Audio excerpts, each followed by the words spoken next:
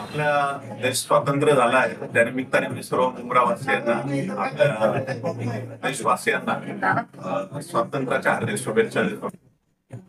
आपला मुंब्रा जे आहे हे पूर्ण देशाच्या पाठीवर राष्ट्रीय एकात्मतेचं फार सुंदर उदाहरण आहे।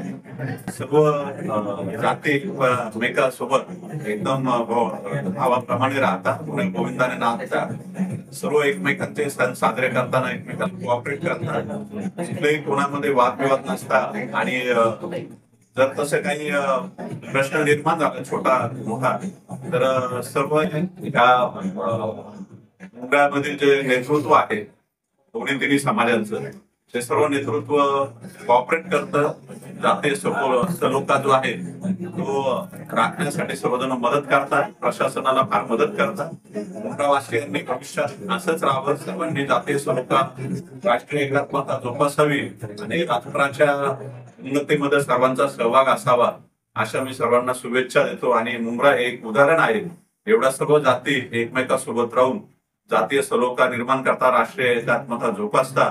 खरंच मी इथे ड्युटी करायचं मला भाग्य लाभलेलं आहे इतक्या चांगल्या गावामध्ये।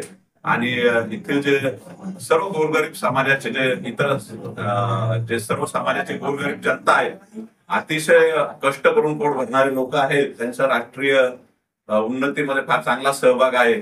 भविष्यात त्यांनी राष्ट्रीय कार्यासाठी असंच योगदान द्यावं असं मी स्वातंत्र्य दिनी सर्वांना शुभेच्छा देतो।